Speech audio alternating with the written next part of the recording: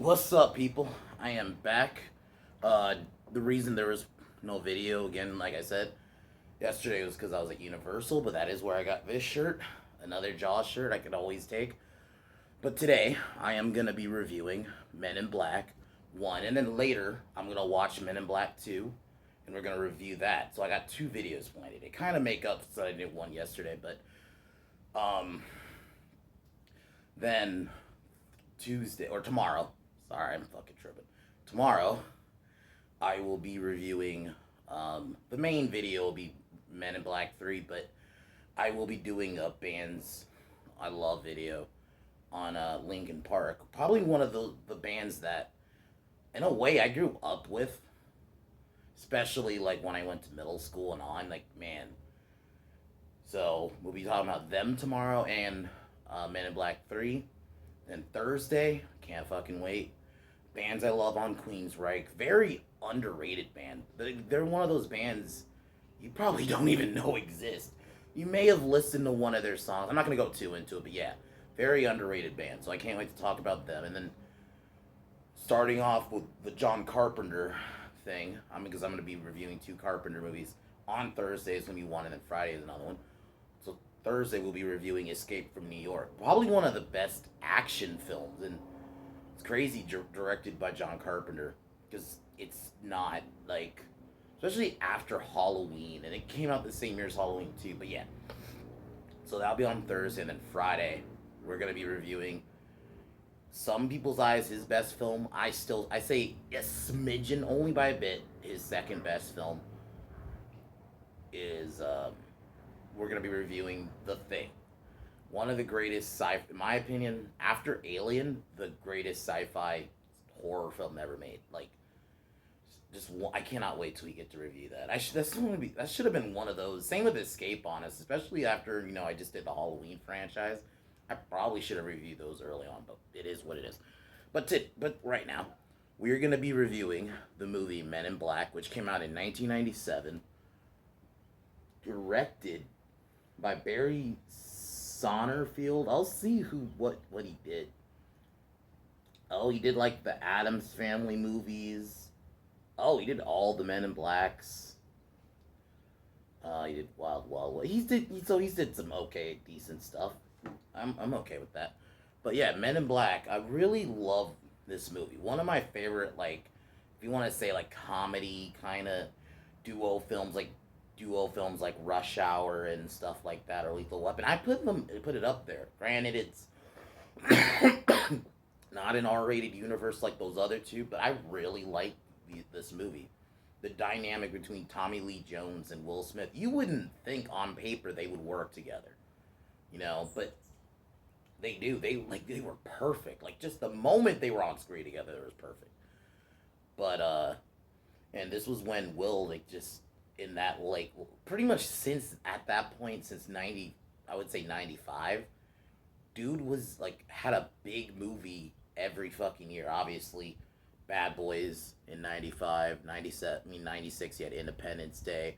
This movie in 97, then he had Enemy of the State in 98, which, that's a movie. Like, if you want a Will Smith movie at the height of his popularity, that was not like nothing like your traditional Will Smith film, Enemy of the State. Even though this film wasn't good, in 1999 he had Wild Wild West. So every year, though, he had a big film coming out. So, and I thought Will killed it in this.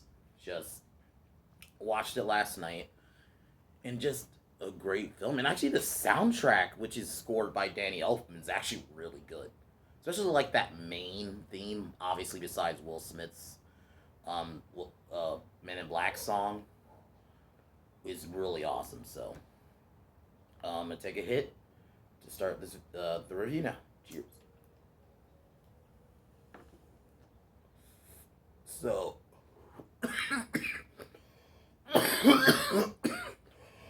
movie opens up with this immigrant where we just revealed that the government agency has made contact with aliens since the 1960s, and they basically disguise themselves as humans. And we see these.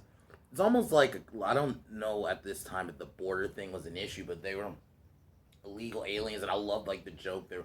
One of them was an actual alien. So Agent K arrives. This is where we're introduced to Agent K and his older partner.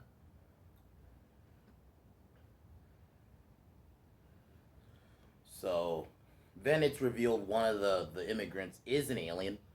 You have a little bit of a funny banter between K and the alien, but the cop guy sees the alien, freaks out, and obviously K has to kill it.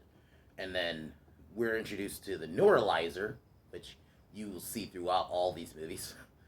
Um, that's the other thing. I love how this film, when they explain like the tech, it's like Jurassic Park in a way. They explain it in a way that's not overly complicated that like everybody can follow. Like it's so easy to follow. Like the way they explain like the tech in this movie. So I think they do a really good job in that. And I think any kind of franchise that does have a lot of tech, you kind of should do that. But don't overly explain it because then you might make it complicated. But I think they do a decent, like the neuralizer. They explain, oh, it erases your memory. Like it, like taps one part of your memory and it can erase it. So he neuralizes his partner because his partner decides he's too old for the force, and that's how they retire. They basically neuralize you like years of your memory so you don't remember being an agent. So they after that he neuralizes obviously like the other civilians. Then while this is happening, this is where we're introduced to Officer James, who's Agent J, played by Will Smith, in a chase out with this human who he thinks is a human, but it's actually an alien. Really fun little chase scene. Obviously, this is 1997 Will Smith, so he's gonna have like banter every time he's running. He's gonna be talking shit. He's gonna be talking that shit, and that's the thing. That's what Will Smith. That's why he's one of those actors. I get sometimes, especially in his later movies, he doesn't pick the best, and he does get typecast sometimes, and or times he just plays himself. But I think there are times playing himself works. I think movies like this, even Independence Day, which I don't feel like he really played himself. Some scenes, but I don't think he still felt like a character. Like I don't feel like when I think he does a good enough job. Like in this movie, I don't feel like he's just the character from Independence Day. They actually feel like two different characters. So I'm just gonna call him Agent J, even though he's not an agent yet. So J catches up with the alien, but it turns out, yeah, it's an alien, not a human. And basically, the alien kills himself. And then this is where K reveals himself to Jay about like, oh, Men in Black and stuff like that. Neuralizes him initially, and then off says you can come back if you want. So he comes back. They do this little training course. You get like a funny scene where where it's like, I don't know if police do the same thing where you have like this simulation using guns and you gotta shoot like these standouts that are either usually it's criminals, but this one it's aliens. Oh, sorry, get rid of this. They're aliens, and I really love how he just shoots a fucking little girl, and then he explains why he did it. It's fucking great. And then it turns out, yeah, so Jay is picked, and then pretty much this is where Kay reveals how Men in Black came to be, and that's the other thing. They explain how Men in Black came to be in such a simple way. It's just like, oh, we basically, they keep it all a secret, in that talks about like how like how the aliens came about, but that when you become Men in Black, you basically, this is they even say in the movie, the last suit you'll ever wear. You got to erase your identity and all this. While this is happening, a ship crash lands on Earth, kills a farmer played by Vince D'Onofrio, who's an awesome actor. Kingpin. He was great in Full Metal Jacket as the crazy fucking dude in that. He was okay in Jurassic World, even though he's kind of generic government guy in that movie. He was still decent in it. So yeah, Vincent D'Onofrio was pretty good. Even though, and I think he did a good enough job in this, because when he gets killed, he basically his body is just a disguise. And I'm not gonna lie, when I was a kid, I thought that shit was fucking gross, especially because it was cockroach. I just, not as much now, but definitely as a kid, I was like, ugh, cockroaches. I mean, I still am, but like as a kid, I think, because cockroaches just look like literally little shit. But anyway, um, so Agent J agrees to become Men in Black, and then this is where we're introduced to their boss, played by Rip Torn. I gotta learn his name because he's Chief Zed. Okay, he's the head of the MIB Men in Black. Pretty funny character. He doesn't do a lot in this movie. Bit more in like the second and third film. Um, and then what the alien who's the cockroach race, they want the thing called the galaxy, which is they can be used to destroy another group of aliens. I really like I said, how they explain things. The soundtrack is actually great. Like the actual score by Danny Elfman is actually really great.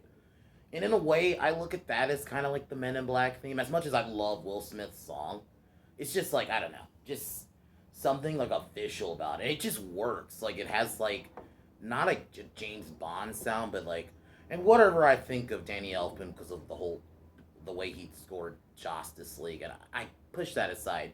Danny Elfman's a legend. He did a great Batman theme, obviously, which some people's eyes is the definitive, not mine, but then he did the Spider-Man theme from the Raimi films, which to me is the definitive Spider-Man theme. You know, but back to this movie. So Jay becomes an agent, and the process is they erase like your fingerprints, which that just looked painful, and they erase his history, and then they erase his name. Just now, basically your name as an agent is your basically the first letter, and that's it. And throughout the film, you see this alien basically kill a bunch of people so he can get the fucking light as not the that's the second one. Get the galaxy, but then he fails and he has to get it again. So he goes to the autopsy place, and this is where we're introduced. Even though you saw her for a second, this is where we're introduced to Linda Florentina, who she's in. You may know her from Dogma. She kind of plays the same character in that a little bit, but in this a little bit, even though this came out before Dogma. I think she's fine. I get it. Like I know the reason she never actually returned because I think they wanted her to be if they were gonna do a sequel. I bet they were probably originally she was gonna be his partner, but apparently like behind the scenes she's a bitch and Will Smith didn't want to deal with her. Like supposedly they had like trouble working together. This isn't the first time. I think the same thing happened with Dogma. So I don't know. I don't know if just that woman just doesn't have good energy or something. Just I don't know. So it is what it is. But in this movie, I thought she was fine. So they all go to the morgue, and it turns out like it's actually revealed the cat that you see there actually has the galaxy.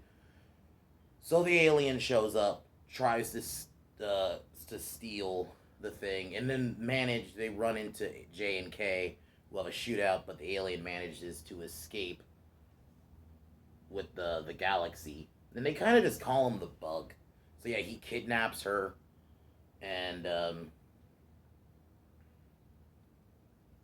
then basically the Arquillian, who was the aliens they killed earlier, basically warned Men in Black, yo, if you don't bring this back, we're gonna blow up your planet because we cannot risk because what the Bug wants to do is obviously wipe them out. So they're willing to blow up Earth just so it doesn't happen. So they have an hour. And then you do have a funny scene where Will is trying to stop him because um, Kay gives him a gun, like this small ass little pistol, but then it obviously is revealed he shoots it, fucking makes him fly, and then Kim and Kay get into an argument about like because Jay was shooting publicly, and then he's like Will's like we don't have time for this classified bullshit. It was pretty funny. Like the two just had great chemistry together, and you wouldn't think they would. It's like I talked about in my last Boy Scout review last week. It's like you wouldn't think on paper these guys would have chemistry, but they had phenomenal just from the start. And maybe that's just like it happened. I mean, same thing happened with Rush Hour, which that'll be another franchise I will review at some point. Is like these two just instantly, like, just wow, they're so good together. Like, so Jay and Kay go to confront the bug at the observation tower, which is actually a ship. Um, you have like all of their big ass guns. I remember as a kid, I had a few of the toys. They did make toys, obviously, because I mean, think about all the tech. There's no way you couldn't make toys with it. So Jay and Kay confront the bug, but then the bug. This is where they blow up they blow the ship down because it was initially trying to fly away, but they managed to shoot it down. By this point, the coroner had already the alien kind of let her go. This is where the creature reveals its true form. It's a giant cockroach. As a kid, that freaked me the fuck out. I'm not gonna lie. As a kid, that was like, what am I looking at? It swallows Kay, and then Jay, to provoke it, all he does is like just step on cockroach. Because early in the film, there's even a scene where it kills a god damn it, sorry guys, where it kills the bug kills an exterminator there to kill cockroaches. So like it basically you kill cockroaches. That's like its weakness. So he did that, and then Kay from manages to blow it up from the inside, and then Laurel, the coroner, while Jay and Kay were kind of talking, the bug was actually still alive, and then yeah, she kills it, and then Kay basically tells Jay because he's been saying, "I'm not trying to make you my partner. I've been trying to find a replacement." I'm wondering if it's just because at this point they were probably they didn't know if they were gonna have a sequel, so they were probably thinking, all right, this we can end it this way. He's his replacement, and the movie ends as a one-off. But then so he has him. Obviously, he has Jay erase his memory, kind of like what he did in the beginning. So a little bit of foreshadowing, and then it's revealed Laurel becomes an agent, and then they drive off, and then you get like this really great final shot of like the Earth going, and it's actually no, it's bigger, and then it turns out the Milky Way is just inside of like a fucking marble in this giant thing. It was a crazy way to end the film. And then obviously Cue Men in Black, the Will Smith song. Fucking love that song. And that was the other thing I think the sad part about like the sequels is they never played that song again. To me, like minus like the main theme, I count that as one of their themes, and they don't even play it in the later movies. They didn't play it in two or definitely not three. Three, they played that shitty Pitbull song. I think in the soundtrack, the first one was the only one that really had a strong soundtrack. I think two, just the soundtrack's not that memorable. And then three, it's modern crap by that point. But the film's still good. It's just that. But this film is awesome. I think the reason they ended, they didn't know they were gonna get a sequel yet, and I know there was a sequel series that kind of disregarded the ending, and Kay's still an agent, but they probably saw, okay, now we're gonna get a second one, we gotta bring them back. So, and now we got Men in Black 2, but Men in Black 1 is such a great film. If you want just a great comedy, but it's not even a full on comedy. Like when shit happens, shit happens. It's not like a joke fest every 5 fucking minutes. But at least if you want to do it in this movie, you can do it. You don't. But they actually let moments play out. You had a good soundtrack. Vincent D'Onofrio did a really good job. Honestly, he didn't even play a human, really. Like up only in like the beginning. Then he's like an alien. He had to act like an alien, or somebody was taking over his body. And I think he did a good enough job with that. Laurel, played by Linda Florentino, was decent. She was, even if whatever behind the scenes shit, she was good in the movie. I thought she served her role, but obviously Kay and Jay stole the show. And just their relationship, and obviously what we know about Men in Black 3, it all just ties together. But I love this film. Out of 10, I would definitely, in terms of a comedy, 9.5 out of 10, or 10, honestly. Um, and especially in terms of like duo films like Lethal Weapon, Rush Hour, Die Hard. Not don't say Die Hard. Um, but like those are like duo films, Lethal Weapon, Rush Hour, stuff like that. But I think this one's up there, obviously. Like, just, and I'm happy you got a sequel, in which the sequel we will be reviewing later. Men in Black 2, I'll just give a quick review before I actually review it. Men in Black 2 is decent. I think it's the weakest of the three. I just didn't really care for the plot in it. It was mainly the dynamic between just K and J. It's just always great. So I would definitely advise people watch Men in Black 1. There are even people who don't care for the sequels. You can just watch Men in Black 1 as a one off, honestly. You don't have to watch 2 and 3. I say you should, at least 3 anyway. But other than that, great film. But yeah, later Men in Black 2 review. But yeah, as usual, fuck Warner Brothers, fuck Disney, fuck Joe Biden, this garbage administration.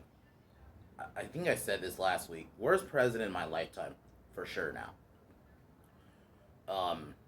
Fuck LaBitch and fuck Kevin Smith. I'll talk to y'all in a few hours for my Men in Black 2 review. Peace.